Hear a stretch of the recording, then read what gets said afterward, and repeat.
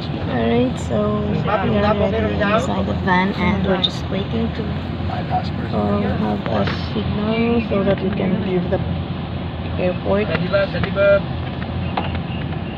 Ayan, papakita ko sa inyo yung way natin mamaya para parang nakarating na rin kayo.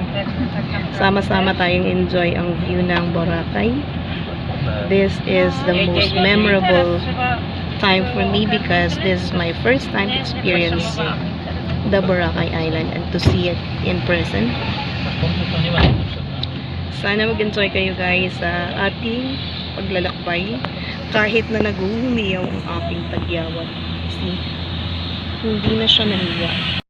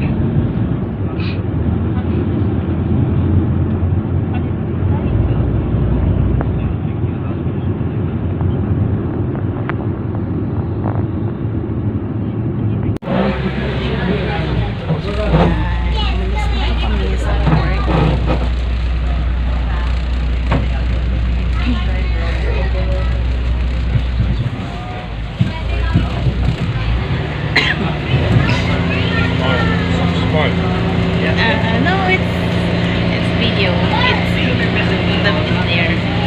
Smile.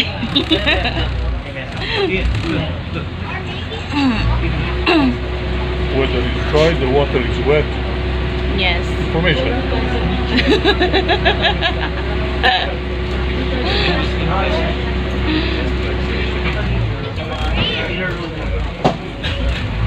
Ito po ang view ng Boracay.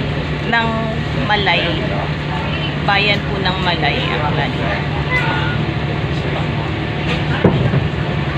Because Boracay is, I think, one of the islands ng Malay. Researcher ko yan.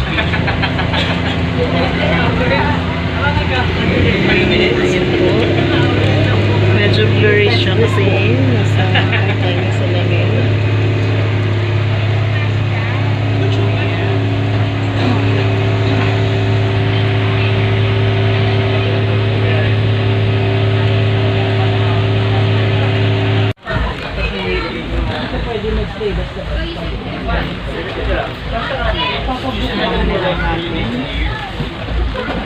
So, papaalis na po kami kasi napunan na po ang aming sasakyan. Hopefully by 3:30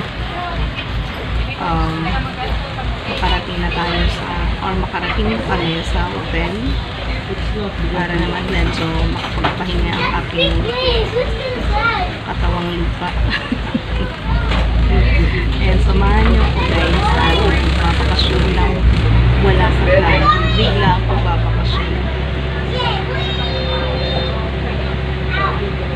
Ayan, we are departing now.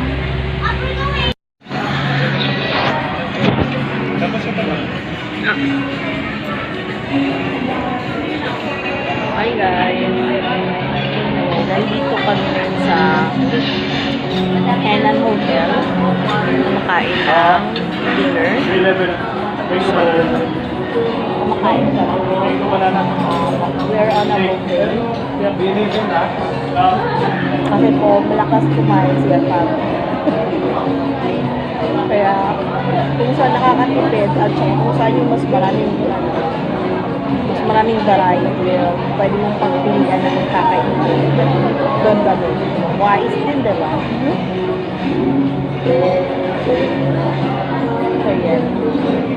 medyo nag-break muna ako kasi katatapos ko lang ng second set.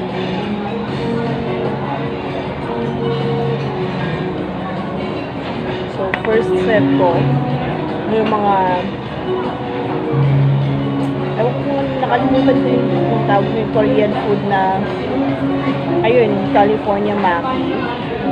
Tapos second set ko, salad, vegetable salad, and gusto namin. Parang hindi ko gusto ko ng mga bulog. Kahit nakalimutin ko lang. Well, samantala yun, libre, diba? Hindi araw-araw nangyayari ganito, umiyaya. So, samantalahin natin. Hanggang galante ko si Apap. Pero, ang sekreto lang naman siguro, para hindi maging madami si Apap or maging galante sa'yo is, huwag kang abusado or huwag mong abusin yung kabaitan nito. Kahit naman sino, kahit naman ako, pag inabuso yung kabaitan ko, nakakasawa. So, ayan guys. Mamaya magpapapicture ako. Sinabihan ko na si Apap. Kasi duman kami dun sa may parang Baywalk na portion ng Boracay. Sabi ko sa kanya, tuwaan niya ako ng picture doon. Gusto ko doon para at least may souvenir ako. May proof ako na nakarating ako dito sa Boracay. Diba?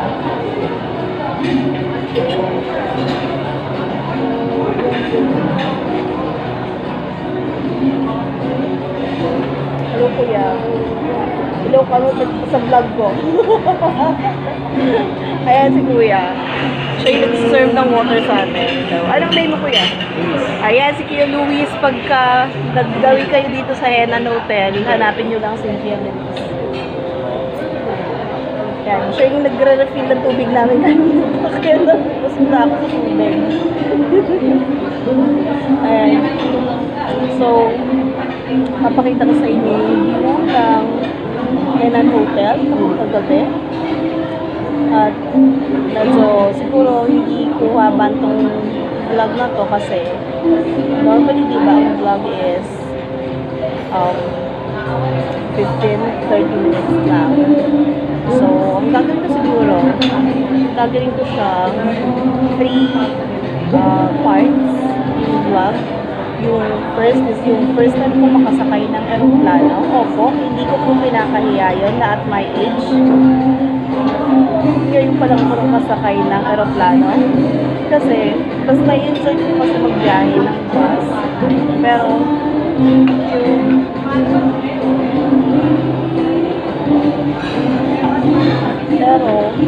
there's no option na mag-travel papunta dito sa Boracay ng bus. May option siya na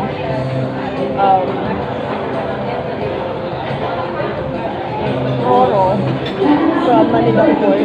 Ayun na po may direct na biyahe papunta dito sa Boracay or maybe dadaan ng Iloilo or Batis or Antigua. So, ayan. So, papakita ko sa inyo yung view namin dito. Yung ina-enjoy kong view dito sa Henan. Siguro, bukas na ako malilang sa beach. I don't know if that would be possible kasi hinakman ako ng view. Habang sobrang pagod kanina, sobrang pagod, nagpahinga lang ako tapos naligo. So, after maligo niya tapos natuloy ng buhok ko, nakatulog ako habang inaantay ko siya kasi siya nag-prepare. Then nakatulog ako, pagising ko, ay may I red flag. Diba? So siguro kung pipilitin ko makakapaligo ako sa beach or baka hanggang hindi ko nanilig. Diba? Hanggang tingin na lang muna ako. Sayang. Kasi maulit to kapag malon. They make your soup. What kind of soup is that? What kind of soup is that? Noodle and many other things and pork there. So, because they were looking for soup. Where are the soup? Yeah. On demand. You're the man, the soup man. Very good. I asked the lady, she said, how do Is you it want? sour? No. Everything inside. Many tastes. I asked her, do it as you would do for you. And I said, I hope you're not on a diet. Yeah, because if we're going to eat here every night, surely we're going to gain weight. So she chose for me. Yeah. Very good. Excellent. It's good that you're enjoying the sumptuous food. Very fine. Very, very special. Not many places like this. I'm in Korea too, I know. Very high class. The way, they have so many things and you choose. That's it. If you come each day, you cannot try everything. Yes. It really gives value on your money. Oh, there's a young pork. Yeah, that's why the taste is very, the soup is very tasty. Yes. Because young corn is a bit sweet, right? And fresh carrots as well. And guys, babalikan ko kayo ha. What that is, if you want chicken, pork, or by the end I said pork. The pork And you have two kind of noodles. What kind? I said this one. The small noodle, not the big one. Ah, yeah. Very I think that is the sotanghon. fantastic. It's like a Chinese noodle as well. And tomorrow if I'm coming again and I choose different, it's good also. Yeah. At least you're able to taste all of the varieties of the food. Nagkukwento si Eva na yung pangalawang soup na in-order niya is mixed veggies with pork. Kinukwento niya na narinig niya naman na very satisfied daw siya dun sa soup na sobrang sarap daw. Pakita ko sa inyo yung view na aming kinakainan ngayon.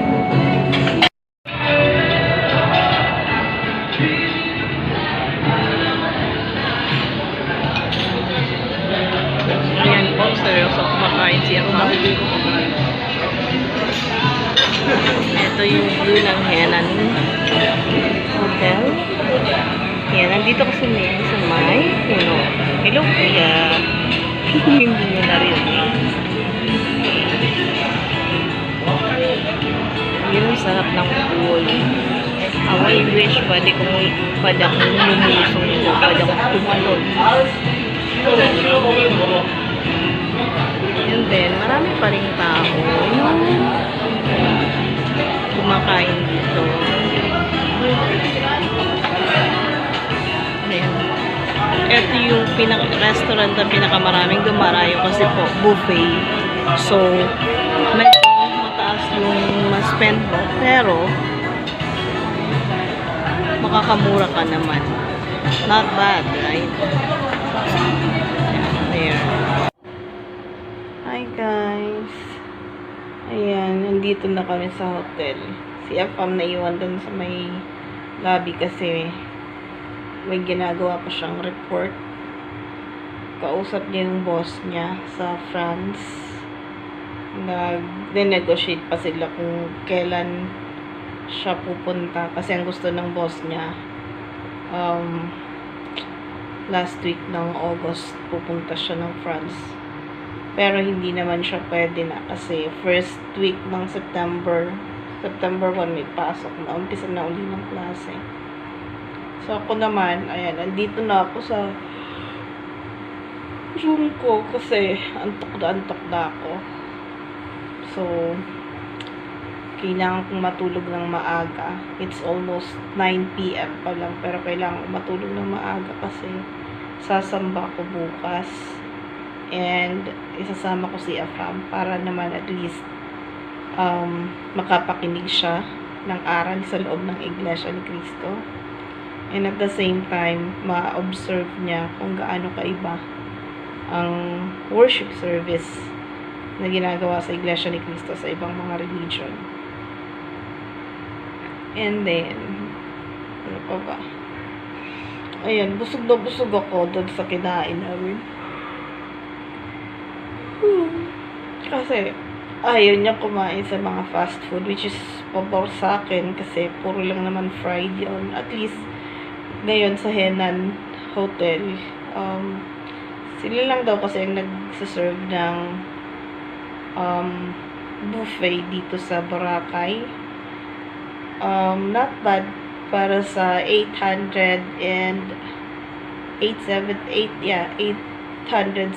pesos.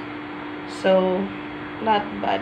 Sobrang satisfied ako. At saka, busog na busog ako doon sa salad. Si Afam, alam nyo ba? Kung ako nakatatlong balik doon nang puno yung plato, siya siguro mga 4 o 5. Kasi yung last, puro mga dessert. Puro mga patatamis yung kinuha niya. Medyo nahirapan siyang ubusin. Kaya, yung tubig ko, nirefill niya dun sa baso niya. Para lang maubos niya at para hindi siya uhawin. Kasi, ang daming guest. Ang dami pang mga nasa waiting list ng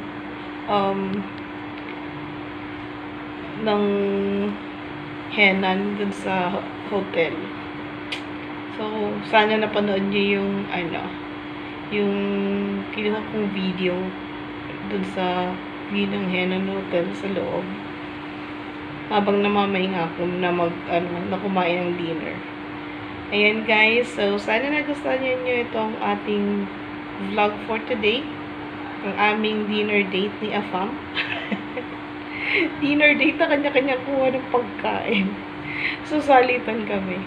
And then, if you like this video, guys, please don't forget to subscribe to my channel and hit on the notification bell down below para mas maging updated kayo sa ating mga videos.